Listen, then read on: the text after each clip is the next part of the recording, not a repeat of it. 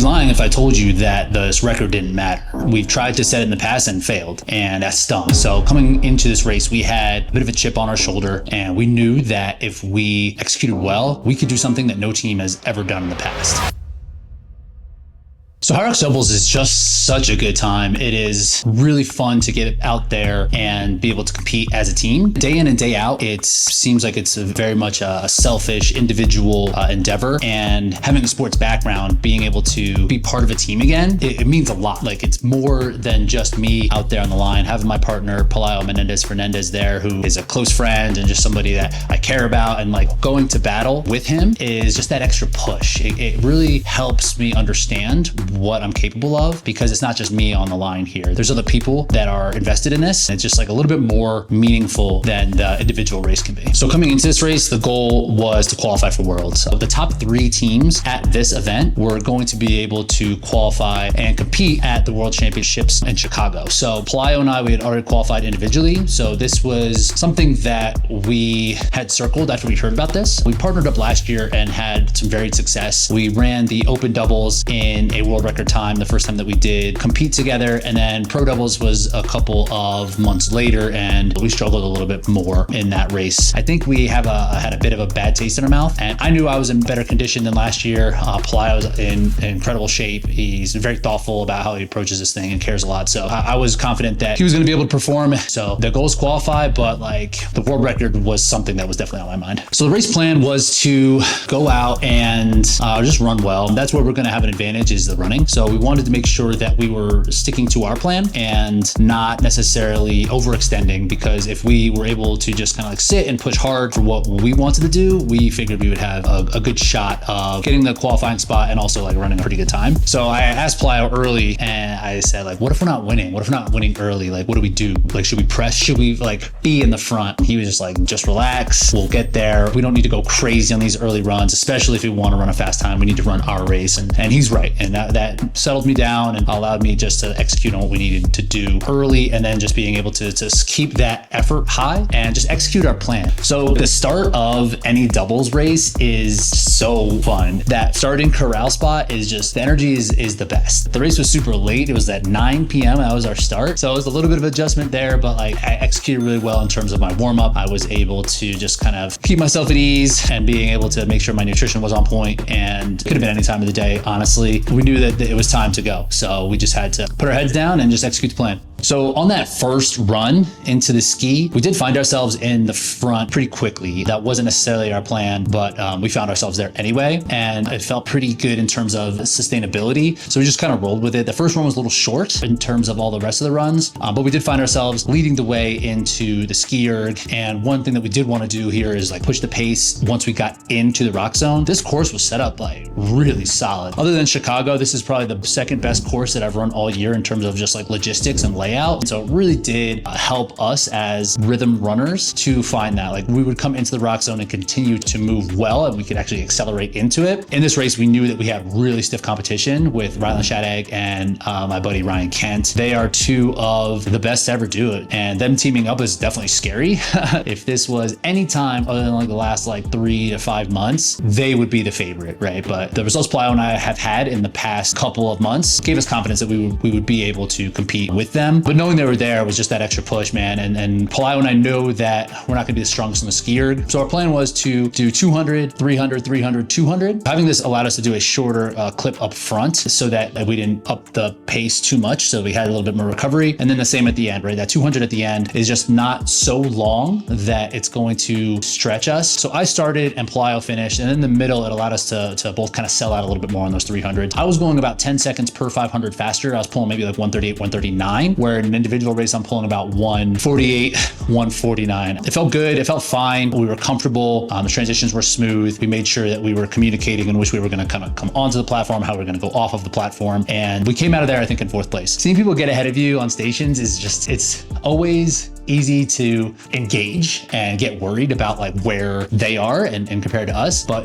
we have experience at this point. We know it's just not that big of a deal in terms of the totality of the race. But we came out, we were aggressive in the rock zone and we were able to run well. We found ourselves back into that first position coming into the sled push, which that's the goal, right? We wanted to be in those top 3. So the strategy coming into the sled push for us, it's just simple. It's like 50-50. We go half for the duration. I think that a good mindset for this is being able to go as hard as you can without blowing up, right? So it might seem like you're transitioning more than you think you need to, but we want to make sure that we're feeling okay while still being able to feel fresh enough. If we did a full length, that's like enough to blow up, right? And so we didn't want to have that happen. And we were moving well. We were matching what Ryan and Rylan were doing, maybe even putting a little bit of a gap on them. And we were able to come out of the sled push in first place still. Ryan and Rylan were like right behind us, so we didn't have too much of a gap there. We just kept pushing and just kept with a plan, moved well in the rock zone and just kind of sat at that like consistent pace there. Our plan coming into the sled pull was to do half a length, full length, half a length. And I was going to start and Plyo is generally going to finish. We executed that first round fairly well. On the second length, Ryan and Rylan were putting a slight bit of distance on us. I think I started to press a little bit. I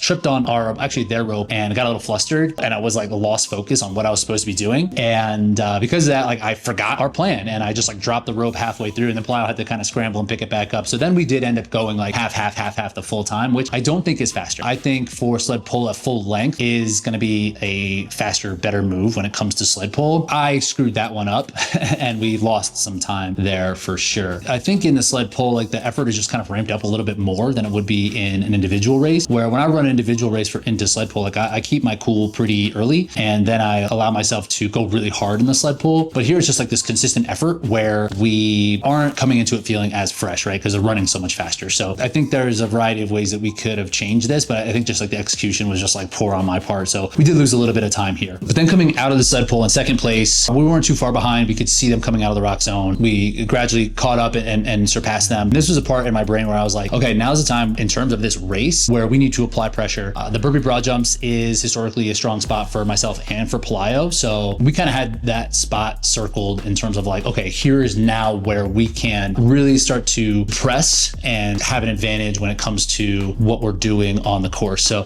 we came into the burpee broad jumps and our plan was to do 5s. And my goal was to go as fast as I possibly could. There was no holding back. In the past, this is the spot where the race kind of catches up for individual and for doubles, but doubles in particular and the experience that we had in the past, like this is where it's really hard. So we wanted to make sure that we could go hard here and still feel okay. So like my goal was just cover as much ground as possible and we were able to sustain. Like the 5s was solid. I think we could potentially do 6, maybe 7. I think I ended up doing like 17 total burpees. In that kind of context, like it's not that many, right? If we can go fast and cover a lot of ground. And we were able to put a little bit of a gap there. And then this next run was a major emphasis, right? It's like, this is the hard way to do this race, is to press really hard after the burpee broad jumps. Because in general, like this is a race to the rower, the doubles. We're going to sit down on the row and then we're going to have an extended period of time of rest. So we did not try to govern our effort coming out of the burpee broad jumps. We kind of accelerated into it. So when we came into the row, our plan was to do 300, 400, 300. In the past, we've just done 500, 500. And this was an opportunity to test some stuff out. We weren't going to be able to try anything at World Championships, so we wanted to try it here. This worked in terms of how hard we were able to go. I think the time wasn't that much different just because of transition, but we were going harder in those little bouts. And it ended up being 300, like 450, 250. And what this also allowed us to do is kind of pull our fatigue levels closer to each other. When it's 500, 500, someone's gonna be way more fresh than the other person. We needed to make sure that coming out of there, our fatigue levels were fairly close so we could run close to the same pace that we have been able to do. Ryan and Rylan are better rowers than we are. And we were able to have a 1 second faster split, which is a win for us. And we came out of there like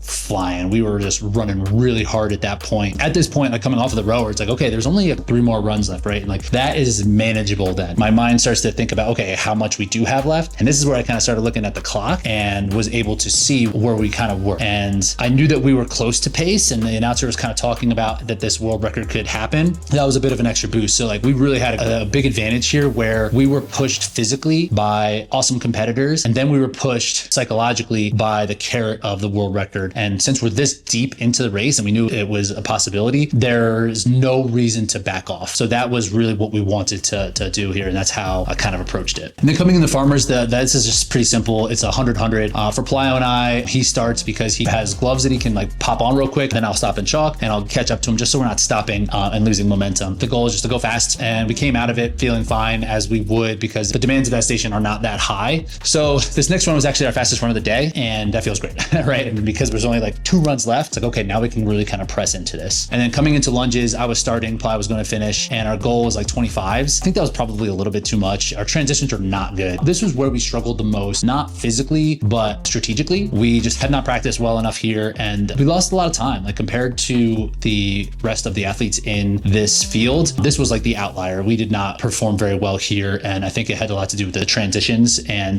just the general speed. So it's a little disappointing to see something like that, but it's also like room to grow and room to go faster. So lunges, we came out of there, and this last run coming into this was something that I wanted to really focus on. In my individual races, I kind of pressed the brakes here a little bit just so I can come into wall balls and execute really well. So I wanted to know what it was going to feel like where I was running way faster than what I typically would in an individual race and see what happens when I come into wall balls. I took over the pace for the lunges almost as soon as I could. And I was like, okay, like we're going to press here. Plyo has some rest so he can just like run hard. And I need to know what this is going to feel like. And I came in and our goal was between 50 and like 70 reps for me. And then Plyo just finishes it. And it felt good. I got there and I was controlled. My energy was really high. I think having the world record like right there was definitely a boost of energy for me. And I was able to do 60 unbroken. And then Plyo just came in and was able to really finish it out. And he had a little bit of freshness in his legs. So he was going fast. His cadence was a little bit faster than mine. And we were able to finish in a split of like 3:25, which was really solid compared to what we did in Anaheim, where we were closer to 4 minutes, which was like a really poor performance for us on the wall balls. So it feels really good to be able to execute there as well. So on those last couple runs, like the math is easier. So I knew like kind of where we were, and I knew that there would have to be some sort of monumental collapse for us to not set this record when we came into the wall balls at like 45 minutes. So the time itself at that point wasn't like a huge surprise, but man, it felt great. Like, and like the support from the crowd, from Tommy, the announcer, from the staff there, how excited people were, really was just, it was kind of a light bulb moment of how much people are invested in the sport here. And people understood the stakes, people understood what the accomplishment meant. And that was awesome. And we actually finished in a time that was faster than our open doubles record, which coming into this, I thought like sub 49 was on the table, but I didn't think we'd run faster than our open time. So being able to break that time with pro weights, it feels crazy. It feels like we're on the right track and like, what else can we do? When we start to see this be incentivized more and more, like we're going to see more and more incredible times, incredible performances. But for us, it felt really special as we are continuing to grow as individuals and to grow as a team.